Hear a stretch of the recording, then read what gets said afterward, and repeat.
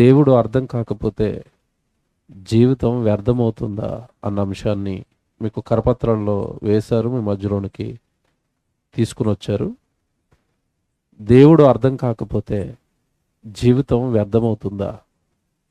దేవుని పిల్లలారా, దేవుడిని అర్థం చేసుకోకపోవడానికి, జీవితం వ్యర్థం అనగానే నాశనం అయిపోవడానికి గల కారణం ఏంటి? అసలు మనిషి జీవితం దేవుడితో ముడిపడి ఉందా? మనిషి జీవితం దేవుడి యొక్క ఉద్దేశాలతో ముడిపడి ఉందా? దేవుడు అర్థం కాని నాడు, దేవుడి యొక్క మనసు అర్థం కాని నాడు మనిషి జీవితం అనేది భూమి మీద సజావుగా ఉండదా? సక్రమంగా ఉండదా? బాగుగా ఉండదా? ఇది ఈరోజు దేవుడు మనతో మాట్లాడబోయే ఉన్నతమైన సంగతి.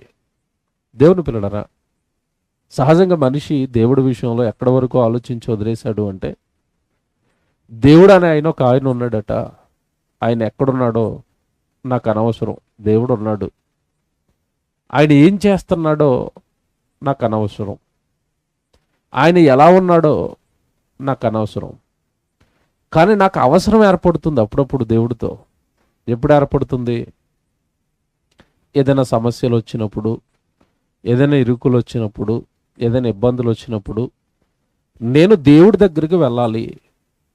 ఆ ఇరుకును, ఆ ఇబ్బందిని, ఆ కష్టాన్ని దేవుడికి చెప్పుకుంటే దేవుడు అనే ఆయన ఇదిగో నాకు ఆ సమస్యను తీరుస్తాడు అని ఇక్కడ వరకు మాత్రం లోకం దేవుడిని అర్థం చేసుకుంది. జాగ్రత్తగా వినండి. ముందు అసలు లోకం దేవుడిని ఎలా అర్థం చేసుకుందో చెబుతాను. ఎలా అర్థం చేసుకోవాలని ఆయన కోరుకున్నాడో తర్వాత చెప్తాను. ఇలాగే అర్థం చేసుకుందండి దేవుడిని. దేవుడు అనే ఆయన ఎక్కడో ఉన్నాడు, మనకు అనవసరం ఎక్కడున్నాడో. కానీ మనకు కష్టం వచ్చినప్పుడు మాత్రం ఆయనకి మనం ఏం చేయాలి?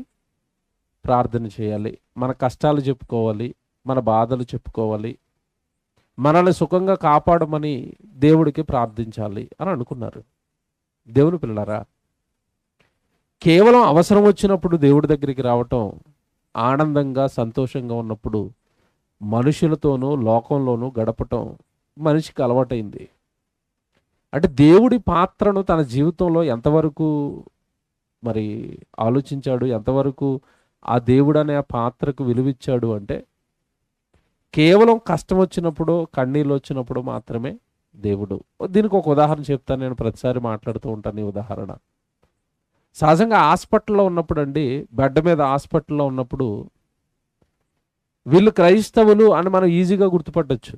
దేనిని బట్టి చెప్పండి?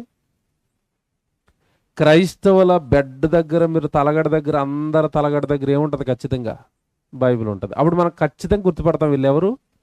క్రైస్తవులు. హాస్పిటల్లో ఉన్నప్పుడు నెత్తి దగ్గర, తలగడ దగ్గర ఎప్పుడు బైబిల్ ఉంటుంది. ఇంటికి వచ్చిన తర్వాత ఉంటుందా అలాగే ఎప్పుడు పక్కన బైబిల్ ఉంటుందా? మీరు బాగా ఆలోచించండి. మీరు బైబిల్ ఎక్కడ పెడతారు చెప్పండి? ప్రార్థన అయిపోయిన తర్వాత ఎక్కడ ఉంటుందో మనకే తెలియదు. మళ్ళీ ఆదివారం వెతుకుతారు, అది ఎక్కడుందా, ఇంట్లో సెల్ఫ్లో పెట్టామా, టీవీ కింద పెట్టామా, బీరువా పైన పెట్టామా, అసలు తెచ్చామా, చర్చిలో మర్చిపోయామా? అదే కదండి. చాలామంది ప్రార్థన అయిపోయిన తర్వాత చర్చిలో బైబిల్ మర్చిపోతారు. అంత భక్తులు కూడా వస్తారు ఏమంటే చర్చికి.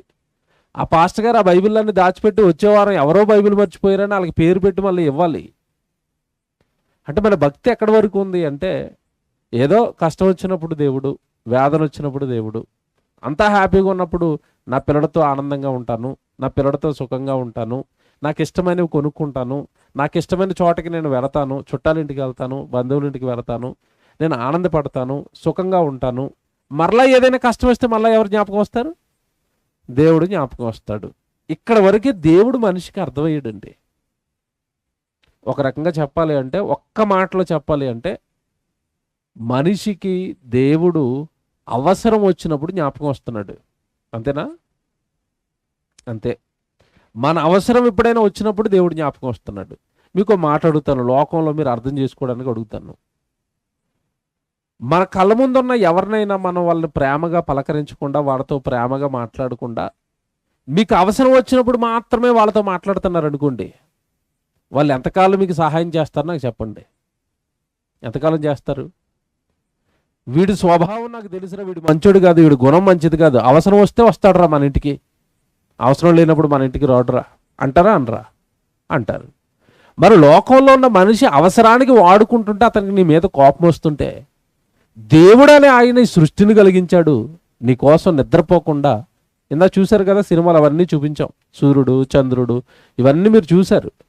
అలా ఈ భూమిని నడిపిస్తూ, సూర్యుడిని మండిస్తూ, వర్షాకాలం శీతాకాలం కాలాలు మారుస్తూ, ఇంత కష్టపడి మనుషుల కోసం ఏమంటే ఇంత త్యాగం చేస్తున్న తండ్రి, ఇంత కష్టపడి పనిచేస్తున్న దేవుడిని నువ్వు అవసరం వచ్చినప్పుడు మాత్రమే ఆయన దగ్గరికి వస్తాను, ఆయనతో మాట్లాడతాను, ఆయనకు ప్రార్థన చేస్తాను అంటే, నీకోసం నిద్రపోకుండా అహోరాత్రులు కష్టపడి విశ్వంలో కాపు కాస్తాను నీ పరలోకపు తండ్రి దేవుడు అవసరానికి ఆయన దగ్గరికి వస్తే ఆయన బాధపడ్డా? మీరు ఆలోచించండి, బాధపడతాడు. అసలు విషయం తెలుసండి, భూమి మీద ఉన్న మనుషుడు ఈరోజు అనుభవిస్తున్న జీవితానికి సంబంధించినవన్నీ కూడా దేవుడిచ్చినవే. ఈ దేహం దేవుడిచ్చిందే. మీరు పని చేసుకుంటున్న ఏమంటే పొలం, మీ పొలం అంటున్నారు కదా, ఆ పొలాన్ని తయారు చేసి ఇచ్చింది దేవుడే. అందులో మీరు వేస్తున్న విత్తనాలను చేసింది దేవుడే. మీరు ఆ పొలానికి పెట్టుకుంటున్న నీళ్లు అవి ఇచ్చింది దేవుడే. మీరు ఏదో పశువులను పెంచుకుంటున్నారు కదా, గొర్రెలను కానీ మేకలను కానీ పంట పొలానికి, ఆ పశువులను తయారు చేసి ఆ జంతువులను మీకు ఇచ్చింది దేవుడే. అన్నీ ఇచ్చిన దేవుడి దగ్గరికి అవసరానికి వస్తాను అంటే ఎంత బాధపడతాడండి దేవుడు. అందుకే టైటిల్ అడిగినప్పుడు నేను ఒక మాట రాయించాను. అందులో ఏంటది మాట అంటే, దేవుడు అర్థం కాకపోతే జీవితం అంతా ఏమైపోతుందో తెలుసా? వ్యర్థమైపోతుంది. ముందు ఫస్ట్ నీకు అర్థం కావాల్సింది దేవుడు అర్థం అవ్వాలి.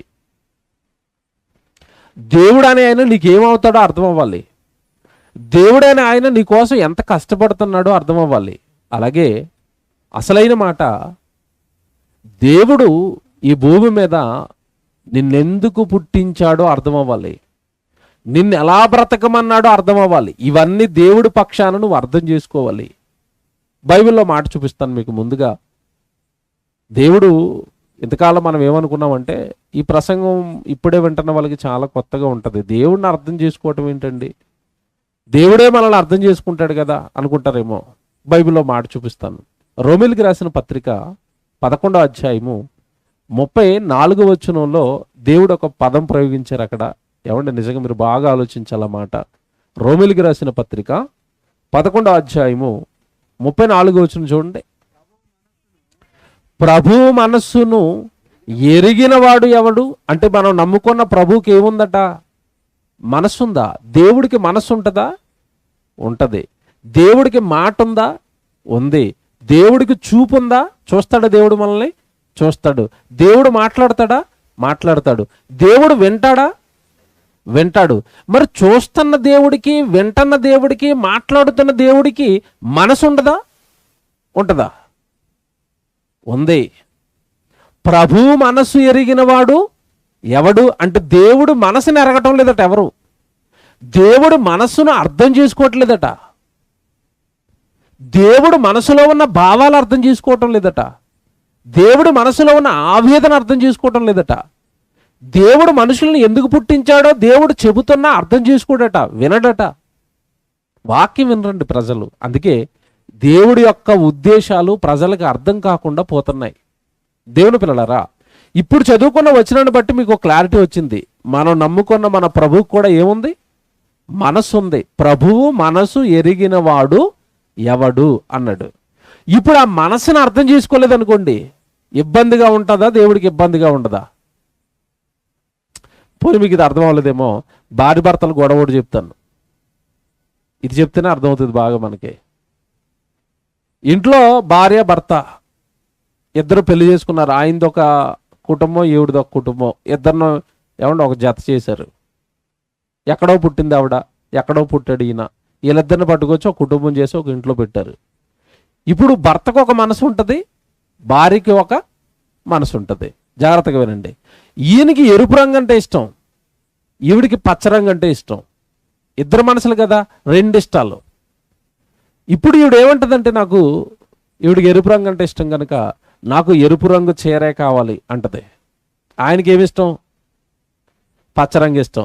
నీ మనసుతో నాకేం పని? నేను పచ్చ చీరలే పట్టుకొస్తానని రోజు ఇంటి నిండా పచ్చ చీరలు పట్టుకొచ్చి పెడుతున్నాడు. కట్టుకుంటుందా? కట్టుకోదా? ఎందుకు కట్టుకోలేదో నాకు చెప్పాలి. బాగా ఆలోచించి ఆన్సర్ చెప్పండి. ఎందుకు కట్టుకోదు ఈవిడ?